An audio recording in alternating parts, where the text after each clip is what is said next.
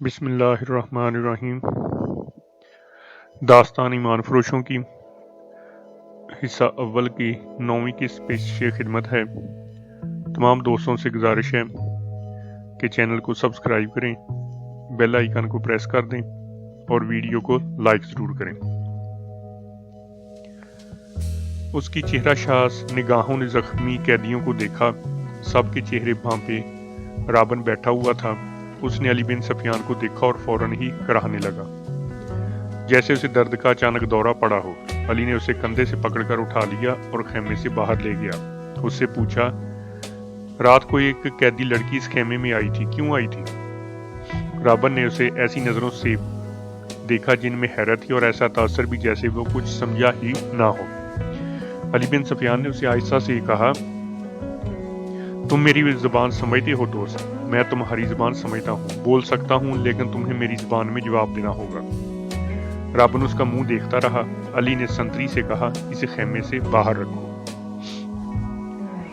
अली बिन सफियान खेमे के अंदर चला गया और कैदियों से उनकी जुबान में पूछा, रात को लड़की इस खेमे में कितनी देर रही थी? अपने आप को अजियत में ना डालो।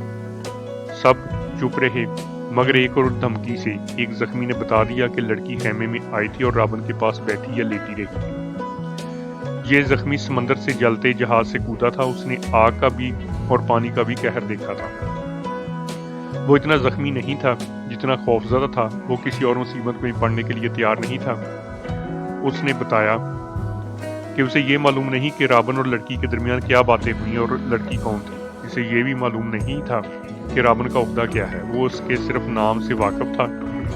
उसने ये भी बता दिया कि राबन इस कैंप में आने तक बिल्कुल तंदुरुस्त था। यहाँ आकर वो इस तरह कराहने लगा जैसे उसे अचानक किसी बीमारी का दौरा पड़ गया हो। अली बिन सफियान एक मुहाफिज की रहनुमाई में उन 5 आदमियों को देखने चला गया जो ताजरों के बहरूम में कुछ दूर खेमजान थे। मुहाफिजों ने उन्हें अलग बिठा रखा था। अली को उन्होंने पहले इतला ये दी कि उनके पास कल 2 ऊँट थे, मगर आज एक ही है। यही इशारा काफी था। वो सवाल का कोई तसल्लीबख्श जवाब ना दे सके कि दूसरा ऊँट कहाँ है। दूसरे ऊँट के पाँव के निशान मिल गए। अली बिन सफियान ने उन्हें कहा, तुम्हारा जुर्म मामूली चोरी छिकारी नहीं है। तुम एक पूरी सल्तनत और उसकी तमाम तर आबादी के लिए खतरा हो, इसलिए मैं तुम पर जरा भर रहम नहीं करूंगा। क्या तुम ताजर हो? हाँ, सब ने सर हिलाकर कहा, हम ताजर हैं जनाब, हम बेगुनाह हैं। अली बिन सफियान ने कहा, अपने हाथों की उल्टी तरफ मेरे सामने करो। 5 ने हाथ उल्टी करके आगे कर दिए। अली ने सबके बाएं हाथ के अंगूठे और शहादत की उंगली के दरमियान जगह को देखा और एक आदमी को कलाई से पकड़कर घसीट लिया। उसे कहा, कमान और तुर्कश कहाँ छुपा रखी है? इस आदमी ने मासूम बनने की बहुत कोशिश की। अली ने सुल्तान यूबी के एक मुहाफिज को अपने पास बुलाकर उसके बाएं हाथ की उल्टी तरफ इसे दिखाई। इसके अंगूठे के उल्टी तरफ उस जगह जहां अंगूठा हथेली के साथ मिलता है, यानी जहां जोड़ होता है, वहां एक निशान था। ऐसा निशान उस आदमी के अंगूठे के जोड़ पर भी था। अली ने उसे अपने मुहाफिज के मुतालिक बताया, ये सुल्तान यूबी का बेहतरीन तीरंदाज है और ये निशान इस बात का सबूत है कि ये तीरंदाज है। इसके अंगूठे की उल्टी तरफ एक मध्यम सा निशान था, जैसे वहां बार बार कोई चीज रगड़ी जाती थी। ये तीरों के रगड़ के निशान थे। तीर दाएं हाथ से पकड़ा जाता है, कमान बाएं हाथ से पकड़ी जाती है। तीर का अगला हिस्सा बाएं हाथ के अंगूठे पर होता है और जब तीर कमान से निकलता है तो अंगूठे पर रगड़ खा जाता है। ऐसा निशान हर एक तीरंदाज के हाथ में होता था। अली बिन सफियान ने उसे कहा, इन 5 में से तुम अकेले तीरंदाज हो, कमान और तुर्कश कहाँ है? 5 चुप रहे। अली ने 5 में से एक को पकड़कर मुहाफिजों से कहा, इसको उस दरख्त के साथ बांध दो। उसे खजूर के दरख्त के साथ खड़ा करके बांध दिया गया। अली ने अपने तीरंदाज के कान में कुछ कहा। तीरंदाज ने कंधे से कमान उतारकर उसमें तीर रखा और दरख्त से बंधे हुए आदमी का निशाना लेकर तीर छोड़ा। तीर उस आदमी की दाईं आंख में उतर गया। वो तड़पने लगा। अली ने बाकी 4 से कहा, तुम में कितनी है जो सलीब की खातिर इस तरह तड़प तड़प कर जान देने को तैयार है? इसकी तरफ देखो। उन्होंने देखा। वो आदमी चीख रहा था, तड़प रहा था। उसकी आंख से खून बुरी तरह बह रहा था। मैं तुमसे वादा करता हूँ, अली बिन सफियान ने कहा, कि बाइज्जत तरीके से तुम सबको समंदर पार भेज दूंगा। दूसरे ऊंट पर कौन गया है, कहाँ गया है? तुम्हारा अपना एक कमांडर हमारा एक ऊंट हमसे छीन कर ले गया है, एक आदमी ने कहा, और एक लड़की भी। अली बिन सफियान ने कहा, थोड़ी ही देर बाद अली बिन सुफियान के फान ने उनसे इतराफ़ करवा लिया कि वो कौन है और क्या है, मगर उन्होंने ये झूठ बोला कि ये लड़की रात खैमे से भाग आई थी और उसने बताया कि सलाहुद्दीन अय्यूबी ने रात इसे अपने खैमे में रखा था। उसने शराब पी रखी थी और लड़की को भी बुलाई थी और लड़की घबराहट और खौफ के आलम में आई थी। उसके ताक़ब में फ़खरुल मिस्री नाम का एक ईमानदार आया। उसने जब लड़की की बातें सुनी तो उसे हमारे ऊँट पर बिठाकर ज़बरदस्ती ले गया। उन्होंने वो तमाम बहतान अली बिन सुफियान को सुनाई जो लड़की ने सुल्तान अय्यूबी पर लगाए थे। अली ने मुस्कुराकर कहा, तुम 5 तरबियत याफ्ता अस्करी और तीरंदाज और एक आदमी तुमसे लड़की भी ले गया और ऊँट भी। उसने उन्हीं की निशानदही पर जमीन में दबी हुई कमान और तुर्कश भी निकलवा ली। इन चारों को खैमागाह में भिजवा दिया गया। 5वां आदमी तड़प कर मर चुका था। ऊँट के पाँव के निशान साफ नजर आ रहे थे। अली बिन सुफियान ने नहायत सूरत से 10 सवार बुलाए और उन्हें अपनी कमान में लेकर उस तरफ रवाना हो गया जिधर ऊँट गया था। मगर ऊँट की रवानगी और इसके ताक़ब में अली बिन सुफियान की रवानगी में 14-15 घंटों का फर्क था। ऊँट तेज था और उसे आराम की भी ज्यादा जरूरत नहीं थी। ऊँट पानी और खुराक के बगैर 6-7 दिन तरोताज़ा रह सकता था। उसके मुकाबले में घोड़ों को रास्ते में कई बार आराम, पानी और खुराक की जरूरत थी। इन अनासर ने ताक़ब नाकाम बना दिया। ऊँट ने 14-15 घंटों का फर्क पूरा ना होने दिया। फ़खरुल मिस्री ने ताक़ब के पेश नज़र क़याम बहुत कम किया था। अली बिन सुफियान को रास्ते में सिर्फ एक चीज़ मिली, ये एक थैला था। उसने रुक कर थैला उठाया, खोल कर देखा, उसमें खाने पीने की चीज़ें थी। इसी थैले में एक और थैला था, इसमें भी वही चीज़ें थी। अली बिन सुफियान के सूंघने की तेज़ हिस्स ने उसे बता दिया कि नशिया में हशीश मिली हुई है। रास्ते में उसे 2 जगह ऐसे आसार मिले जिनसे पता चलता था कि यहाँ ऊँट रुका है और सवार यहाँ बैठे हैं। खजूरों की गुठलियाँ, फलों के बीज और छिलके भी बिखरे हुए थे। थैले ने इसे शक में डाल दिया। इसके जहन में ये शक न आया कि फ़खरुल मिस्री को हशीश के नशे में लड़की अपने महाफ़ज़ के तौर पर साथ ले जा रही है। ताहम उसने थैला अपने पास रखा, मगर थैले की तलाशी और क़याम ने वक्त ज़ाय कर दिया था। फ़खरुल मिस्री और मोबी मंजिल पर ना भी पहुंचते और रास्ते में पकड़े भी जाते तो कोई फर्क न पड़ता। सूडानी लश्कर में नाजी औरोश और उनके साथी जो जहर फैला चुके थे वो असर कर गया था। फातमी खिलाफत के वो फौजी सरबराह जो बराए नाम जर्नैल और दरअसल हाकम बने हुए थे, सुल्तान सलाहुद्दीन अय्यूबी को एक नाकाम अमीर और बेकार हाकम साबित करना चाहते थे। मुसलमान हुक्मरान हरम में उन लड़कियों के असीर हो गए थे। हुकूमत का कारोबार खुद साख्ता अफसर चला रहे थे। मनमानी और ऐशो इशरत कर रहे थे। वो नहीं चाहते थे कि सलाहुद्दीन अय्यूबी जैसा कोई मजहब पसंद और कौम परस्त कायद कौम को जगा दे और हुक्मरानों और सुल्तानों को हरम की जन्नत से बाहर लाकर हकायक की दुनिया में ले आए। सुल्तान अय्यूबी के पहले मार्कों से जो उसने अपने चचा शेरको की क़यादत में लड़े थे, ये लोग जान चुके थे कि अगर ये शख्स इक़्तिदार में आ गया तो इस्लामी सल्तनत को मजहब और अखलाकियत की पाबंदियों में जकड़ लेगा। लिहाजा उन्होंने हर वो दाव खेला जो सुल्तान अय्यूबी को चारों शाने चित गिरा सकता था। उन्होंने दरपर्दा सलीबियों से तावन किया और उनके जासूसों और तखरीबकारों के लिए ज़मीन हमवार की और उसके रास्ते में चट्टानें खड़ी की। अगर नूरुद्दीन जंगी ना होता तो आज न सलाहुद्दीन अय्यूबी का तारीख में नाम होता, ना आज नक्शे पर इतने ज्यादा इस्लामी ममालिक नजर आते। नूरुद्दीन जंगी ने जरा से इशारे पर भी सुल्तान अय्यूबी को कमक और मदद भेजी। सलीबियों ने मिस्री फौज के सूडानियों के बुलावे पर बहरा रूम से हमला किया तो नूरुद्दीन जंगी ने इत्तला मिलते ही खुश्की पर सलीबियों की एक ममलकत पर हमला करके उनके इस लश्कर को मफलूज कर दिया जो मिस्र पर हमला करने के लिए जा रहा था। ये तो सुल्तान अय्यूबी का निज़ाम जासूसी ऐसा था कि उसने सलीबियों का बेड़ा गर्क कर दिया। अब अली बिन सुफियान ने जंगी की तरफ बर्फ रफ्तार कासद ये खबर देने के लिए दौड़ा दिए थे कि सूडानियों की बगावत का खतरा है और हमारी फौज कम भी है। 2 हिस्सों में बांट गई थी। कासद पहुंच गए थे और नूरुद्दीन जंगी ने खासी फौज को मिस्र की तरफ कूच का हुक्म दे दिया था। बाज़ मरखीन ने इस फौज की तादाद 2000 सवार और प्यादा लिखी है और कुछ उससे ज्यादा बताते हैं। बहरहाल जंगी ने अपनी मुश्किलात और ज़रूरियात की परवाह न करते हुए सुल्तान अय्यूबी की मुश्किलात और ज़रूरियात को अहमियत और अवलियत दी, मगर इसकी फौज को पहुंचने के लिए बहुत दिन दरकार थे। मुसलमान नाम नहाद फौजी और दीगर सरकर्दा शख्सियतों ने देखा कि मिस्र में सुल्तान अय्यूबी के खिलाफ बेइत्मीनानी और बगावत फूट रही है तो उन्होंने इसे हवा दी। दरपर्दा सूडानियों को उकसाया और अपने मुखबरों के जरिए ये भी मालूम कर लिया कि सूडानियों के सालारों को मरवाकर खुफिया तरीके से दफन कर दिया गया है। सूडानी लश्कर के कम रुतबे वाले कमांडर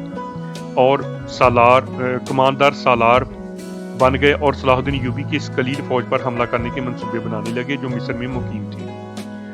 वो सुल्तान अय्यूबी की आधी फौज और सुल्तान की दारुल हुकूमत से गैर हाजिरी का फायदा उठाना चाहते थे। मंसूबा ऐसा था कि जिसके तहत 50,000 सूडानी फौजी स्याह घटा की तरह मिस्र के आसमान से इस्लाम के चांद को रूपोश करने वाली थी। अली बिन सफियान काहरा पहुंच गया। वो जिनके ताक़ब में गया था उनका उससे आगे कोई सुराग नहीं मिल रहा था। उसने अपने उन जासूसों को बुलाया जो उसने सूडानी हेडक्वार्टर और फौज में छोड़ रखे थे। इनमें से एक ने बताया कि गुज़श्ता रात एक ऊंट आया था। अंधेरे में जो कुछ नजर आ सका वो 2 सवार थे, एक औरत और एक मर्द। जासूसों ने यह भी बताया कि वो कौन सी इमारत में दाखिल हुए थे। अली बिन सफियान को यह इख्तियार हासिल था कि वो वहां छापा मारता। सूडानी फौज सल्तनत इस्लामिया की फौज थी, कोई आज़ाद फौज नहीं थी, मगर अली ने इस खदशे के पेशे नज़र छापा ना मारा कि यह जलती पर तेल का काम करेगा। इसका मकसद सिर्फ ये नहीं था कि मूबी और फ़ख्रुल मिस्री को गिरफ्तार करना है, बल्कि असल मकसद ये था कि सूडानी क़यादत के अज़ाइम और आइंदा मंसूबे मालूम किए जाएं ताकि पेशबंदी की जा सके। उसने अपने जासूसों को नई हदायत जारी की। जासूसों में गैर मुस्लिम लड़कियां भी थी जो ईसाई या यहूदी नहीं थी। ये कैबा खानों की बड़ी ज़हीन और तेज़ तरार लड़कियां थी, मगर अली बिन सफियान ने इन पर कभी 100% भरोसा नहीं किया था, क्योंकि वो दोगला खेल भी खेल सकती थी। इन लड़कियों से भी उस लड़की मूबी का सुराग ना मिल सका जिसके ताक़ब में अली आया था। 4 रोज अली बिन सफियान दारुल हुकूमत से बाहर मारा मारा फिरता रहा। इसका दायरा कर सूडानी फौजी क़यादत के इर्द गिर्द का इलाका था। 5वीं रात वो बाहर खुले आसमान तले बैठा अपने 2 जासूसों से रिपोर्ट ले रहा था।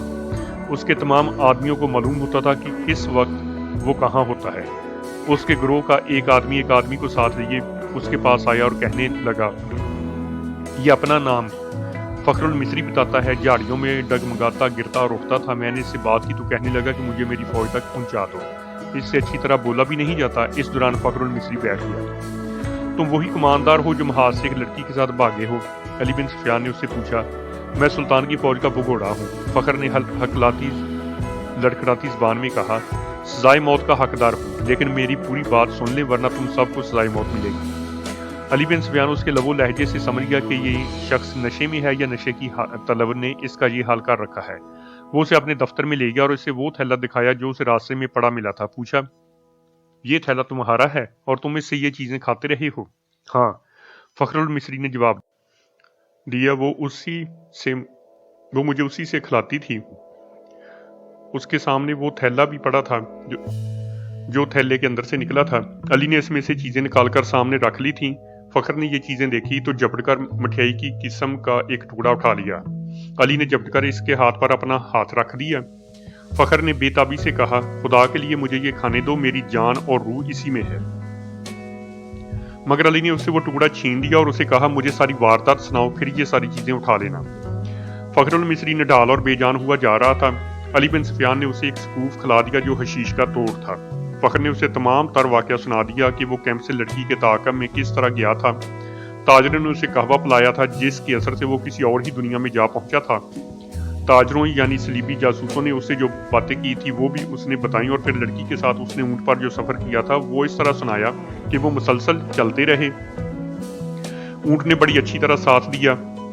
रात को वो थोड़ी देर क़याम करते थे। लड़की उसे खाने को दूसरे थैले में से चीज़ें देती थी। वो अपने आप को बादशाह समझता था। लड़की ने उसे अपनी मोहब्बत का यकीन दिलाया और शादी का वादा किया था और शर्त ये रखी थी कि वो उसे सूडानी कमांडरों के पास पहुंचा दे।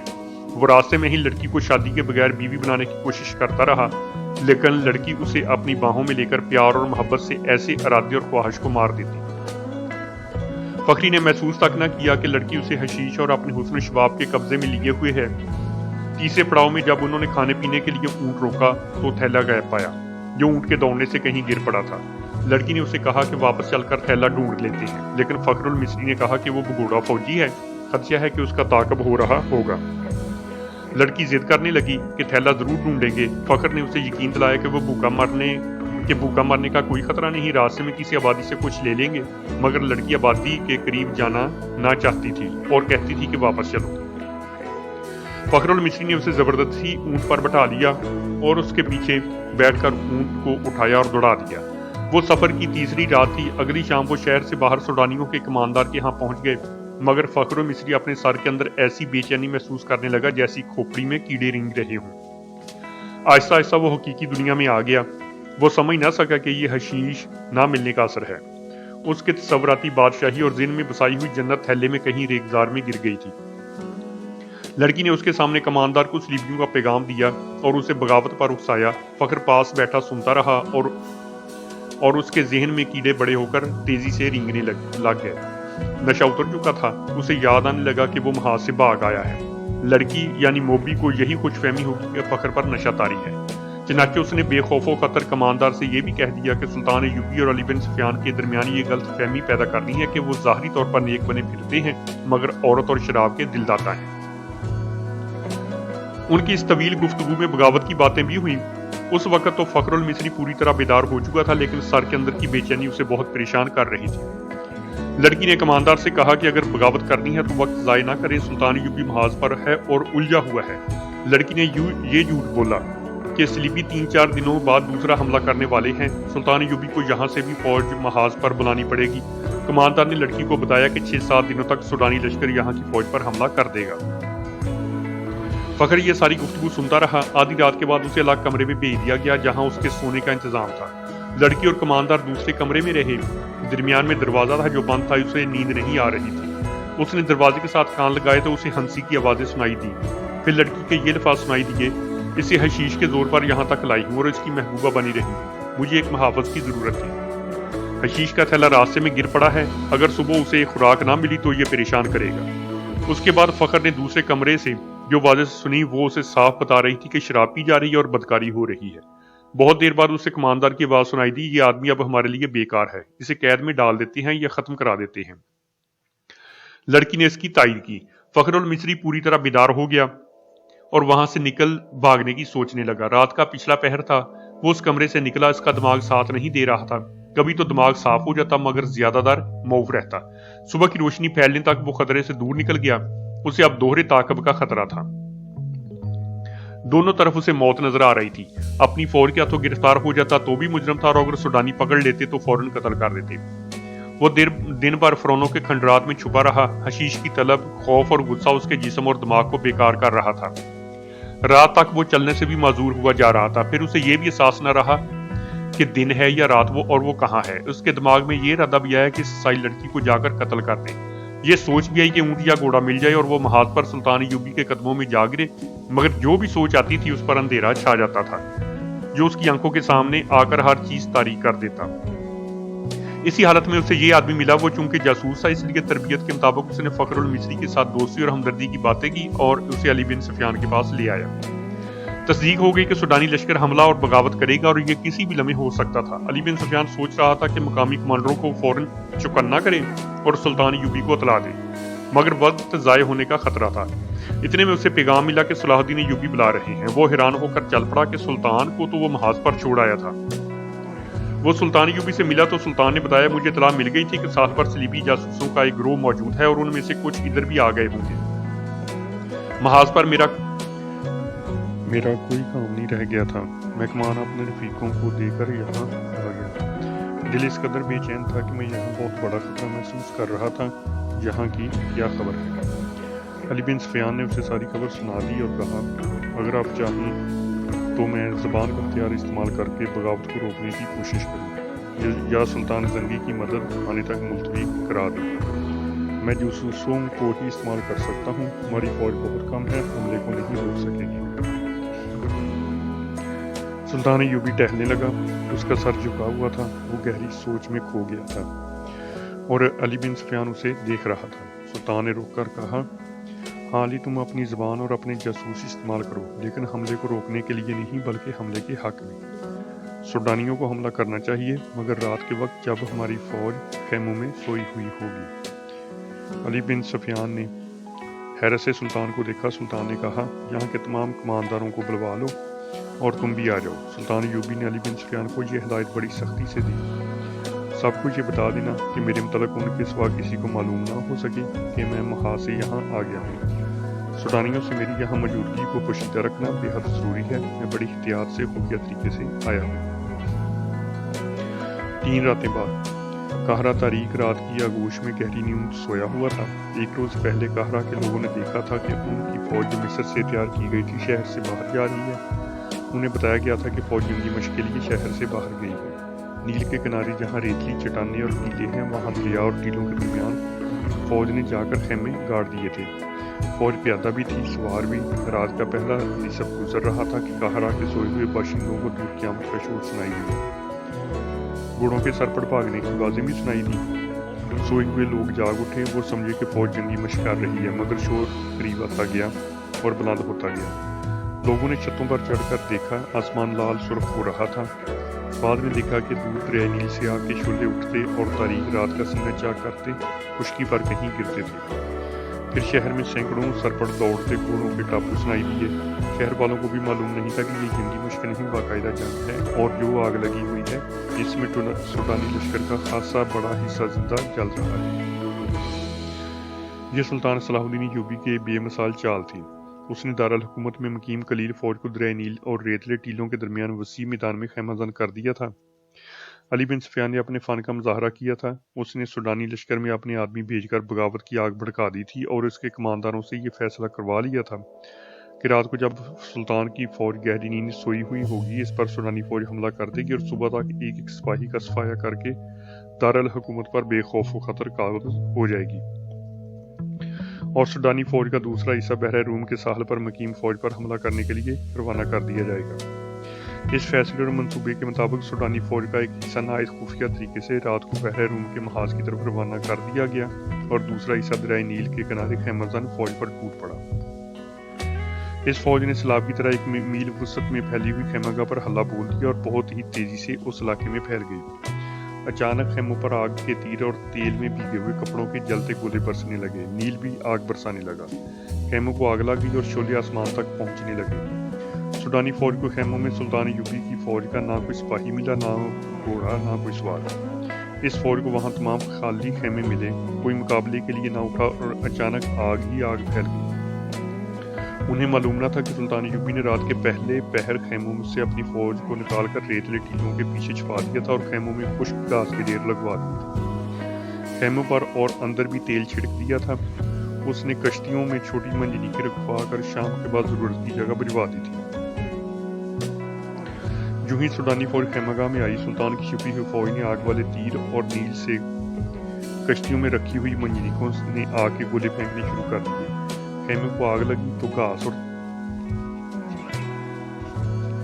और तेल ने वहां दोज़ख का मंजर बना दिया।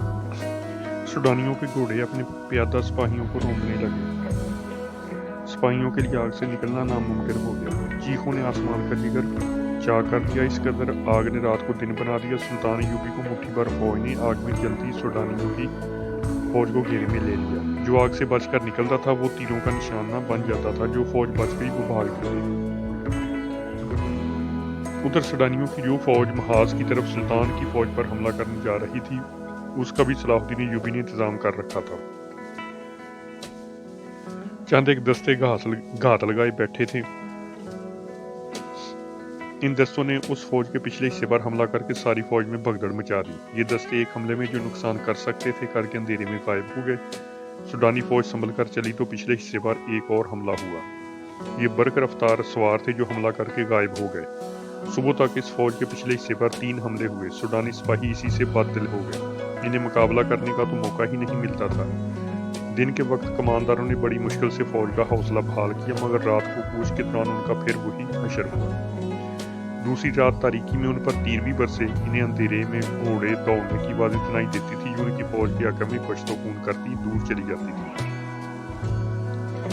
3-4 यूरोपीय मौरखों ने, जिनमें लैंडपोल और विलियम खासतौर पर काबिल जिक्र हैं, लिखा है कि दुश्मन कसीर नफरी पर रात के वक्त चंद एक सवारों से अगले हिस्से पर शबखून मारना और गायब हो जाना। सुल्तान अय्यूबी की ऐसी जंगी चाल थी जिसने आगे चलकर सलीबियों को बहुत नुकसान पहुंचाया। इस तरह सुल्तान अय्यूबी दुश्मन की पेशकदमी की रफ्तार को बहुत सुस्त कर देता था और दुश्मन को मजबूर कर देता था कि वो उसकी पसंद के मैदान में लड़े।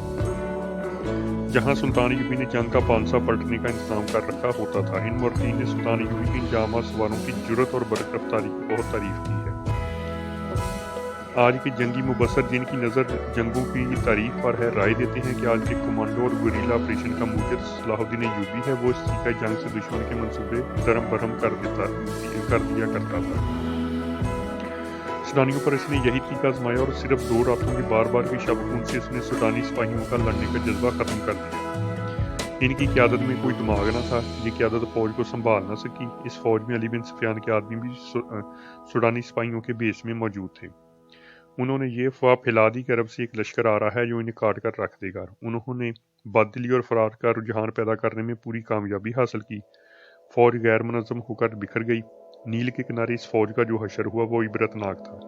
یہ افواہ غلط ثابت نہ ہوئی کہ عرب سے فوج آ رہی ہے۔ نور الدین زنگی کی فوج آ گئی جس کی نفری بہت زیادہ نہیں تھی۔ بعض مورخین نے 2000 سوار اور 2000 پیادہ لکھی ہے، بعض کے تعداد و شمار اس سے کچھ زیادہ ہیں۔ تاہم صلاح الدین ایوبی کو سہارا مل گیا اور اس نے فوراً اس حکومت کی قیادت سنبھالی۔ اس کیفیت میں جبکہ سوڈانیوں کا 50,000 لشکر سلطان ایوبی کے آ کے پھندے میں اور ادھر صحرا میں شب خونوں کی وجہ سے بد نظمی کا شکار ہو گیا تھا، یہ تھوڑی سی کمک بھی کافی تھی۔ سلطان ایوبی اس کمک سے اور اپنی فوج سے سوڈانیوں کا قتل عام کر سکتا تھا، لیکن اس نے ڈپلومیسی سے کام لیا۔ سوڈانی کمان کے کمانداروں کو پکڑا اور انہیں ذہن نشین کرایا کہ ان کے لیے تباہی کے سوا کچھ نہیں رہا، لیکن وہ انہیں تباہ نہیں کرے گا۔ کمانداروں نے اپنا حشر دیکھ لیا تھا، وہ اب سلطان کے عتاب اور سزا سے خائف تھے، لیکن سلطان نے انہیں بخش دیا اور سزا دینے کی بجائے سوڈانیوں کی بچی بچی فوج کو سپاہیوں سے کاشتکاروں میں بدل دیا۔ انہیں زمینیں دیں اور کھیتی باڑی میں انہیں سرکاری طور پر مدد دی اور پھر انہیں یہ اجازت بھی دے دی کہ ان میں سے جو لوگ فوج میں بھرتی ہونا چاہتے ہیں ہو سکتے ہیں۔ سوڈانیوں کو یوں دانش مندی سے ٹھکانے لگا کر صلاح الدین ایوبی نے نور الدین زنگی کی بھیجی ہوئی فوج اور اپنی فوج کو یکجا کر کے اس میں وفادار سوڈانیوں کو بھی شامل کر کے ایک فوج منظم کی اور صلیبیوں پر حملے کے منصوبے بنانے لگا۔ اس نے علی بن سفیان سے کہا کہ وہ اپنے جاسوسوں اور شب خون مارنے والے جانبازوں کے دستے فوراً تیار کرے۔ ادھر صلیبیوں نے بھی جاسوسی اور تخریب کاری کا انتظام مستحکم کرنا شروع کر دیا۔ یہ تھی آج کی ویڈیو۔ اس تاریخی ویڈیوز کی سلسلے کی اگلی قسط جو ہے وہ جلد ہی پیش کی جائے گی، اس کو دیکھنا اور سننا نہ بھولیے گا۔ نئی ویڈیو کے ساتھ دوبارہ حاضر ہوں گے۔ اللہ حافظ۔